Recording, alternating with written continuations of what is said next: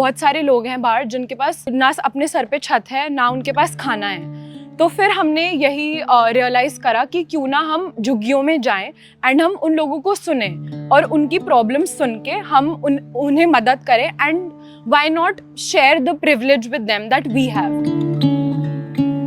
मैंने warriors without cause foundation अपने 3 और दोस्तों के साथ स्टार्ट करी थी। तो हम स्कूल फ्रेंड्स थे। This was the year 2020।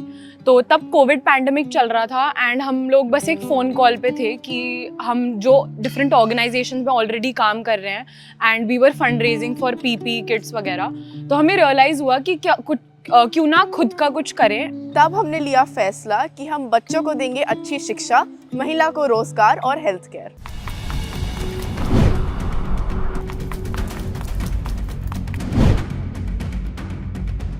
हमारी जो पहली ड्राइव थी वो मास्क एंड सैनिटाइजर्स हमने खरीदे थे एंड वो हमने अपनी पॉकेट मनी से ही खरीदे थे। और फिर हमने अपने घर के आसपास लोग जो लेबरर्स थे, जो रोड पे लोग थे जिनके पास मास्क नहीं थे, हमने उनको डिस्ट्रीब्यूट करना शुरू करा।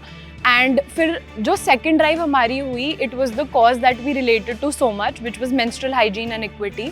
तो हम चारों लड़कियों ने कुछ सैनिटरी पैड्स खरीदे आसपास की केमिस्ट से और हम उन झुग्गियों में चले गए औरतों से और लड़कियों से बात करने की वो क्या यूज़ करती हैं। तो उन्होंने हमें वही बताया कि वो कपड़ा इस्तेमाल करती हैं एंड उससे उन्हें बीमारियाँ भी होती हैं। कुछ लोगों को पैड्स के बारे में पता था, कुछ लोगों को नहीं पता था। सो जो मेन प्रॉब्लम हमने फेस करी वो ये थी कि एक लड़की ने पैड्स लिए ही नहीं हमसे। शी सेड कि आप चले जाओ वापस, मुझे आपसे पैड्स चाहिए ही नहीं। तो हमने उसकी मम्मी से बात करी कि ऐसा क्यों है, मतलब what is the problem that she is facing. तो उन्होंने हमें ये रियलाइज़ कराया और उनकी कॉन्वर्सेशन से हमें ये रियलाइज़ हुआ कि बहुत लोग हैं जो वहाँ जाते हैं और वहाँ सैनिटरी पैड्स देते हैं, बट वो एक ही बार करते हैं वो चीज़ और फोटो खींचते हैं और वापस चले जाते हैं और कभी वापस नहीं आते। तो 1 महीना शायद उनके पास पैड होता है, सेकंड महीना उनके पास नहीं होता, विच इज़ द रीज़न कि बहुत लोग वहाँ पे फ्रस्ट्रेटेड थे कि उन्हें चीज़ें चाहिए ही नहीं, वो उनको उनके हाल पे छोड़ दिया जाए। तभी हम चारों को ये चीज़ सेल्फ रियलाइज़ हुई कि अगर हम ये चीज़ कर रहे हैं तो हमें रुकना नहीं है।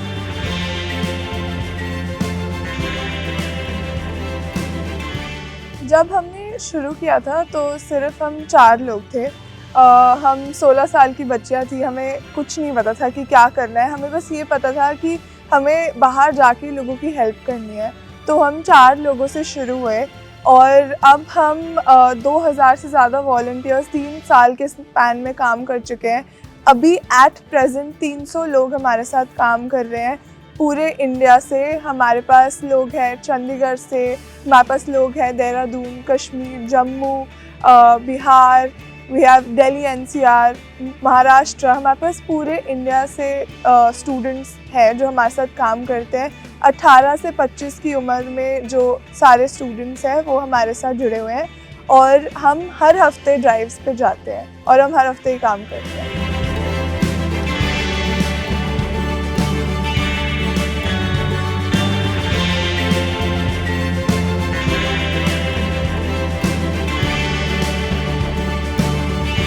हमारा पहला साल था इस ऑर्गेनाइजेशन का और नोएडा में एक स्लम है मेरे घर के काफ़ी पास। वहाँ पे उनको ना वॉशरूम की बहुत दिक्कत होती थी, स्पेशली औरतों को। वहाँ पे कोई वॉशरूम नहीं होता था। उन्होंने हमारे आने से पहले उन्होंने पर्दे लगाए हुए थे और एक खेत में ही वो वॉशरूम इस्तेमाल करते थे। तो हमने बहुत सारी उस वॉशरूम इस्टेब्लिश करने के लिए बहुत सारी क्राउड फंडिंग करी, बहुत मीटिंग्स और वेंडर से बात करके हमने 2 वॉशरूम्स अलग अलग इंस्टॉल करवाए वहाँ पे, एक औरतों के लिए और एक आदमियों के लिए। बहुत सारे स्लम्स ऐसे भी हैं जिनमें हमने काम करा है और अब वो बिल्कुल इंडिपेंडेंट हो गए हैं कि इस स्तर तक कि वो अपने आप को खाने के लिए उनको कोई टेंशन नहीं होती है। वो अपने लिए खुद खाना प्रोवाइड कर सकते हैं, बेसिक जो नेसेसिटीज़ होती है वो अपने लिए प्रोवाइड कर सकते हैं।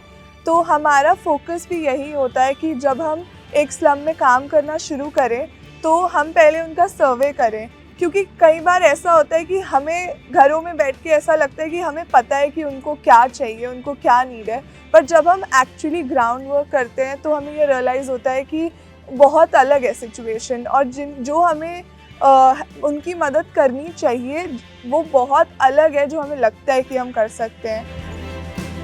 हम रोज़गार प्रोवाइड करते हैं विमेंस को, जिसमें हम उनसे क्रोशे करवाते हैं। क्रोशे में हम उनसे टॉप बनवाते हैं, अलग अलग की चेन्स बनवाते हैं, अलग अलग चीज़ें बनवाते हैं और फिर हम जाके उनको आगे बेचते हैं। जो भी वो प्रोडक्ट्स बनाते हैं हम उनको आगे जाके बेचते हैं। उनके लिए मार्केट हमने सेट करी हुई है थ्रू वेबसाइट्स या फिर कोई स्टॉल्स होते हैं यूनिवर्सिटीज़ में, कॉलेजेस में, वहाँ पे जाके हम स्टॉल्स लगाते हैं और वहाँ पे हम बेचते हैं।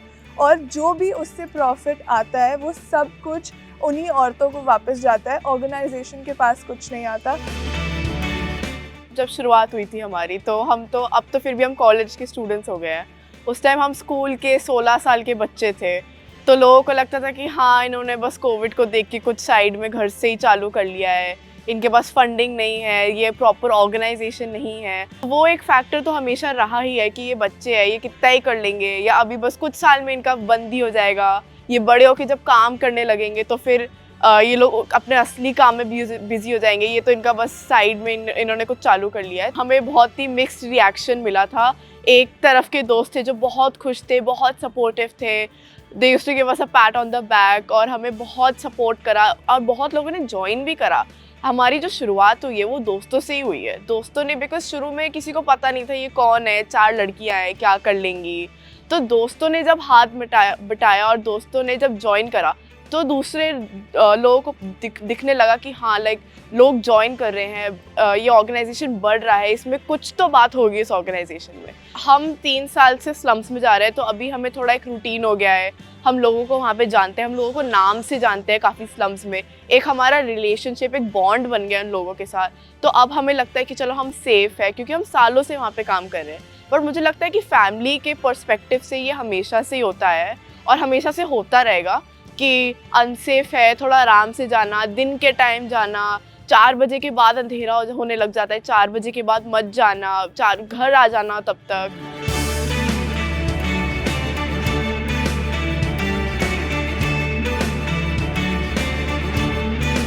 बहुत बार ऐसे होता है कि बच्चे सेकंड थर्ड तक स्कूल जाते हैं, उसके बाद नहीं जाते, उसके बाद ड्रॉप आउट कर देते हैं, स्पेशली गर्ल चाइल्ड। उनका करिकुलम सेट है, जैसे वो पढ़ते हैं और फिर उसके बाद हम उनको एडमिशन दिलाते हैं स्कूल्स में, हम उनकी पूरी एडमिशन प्रोसेस में हेल्प करते हैं।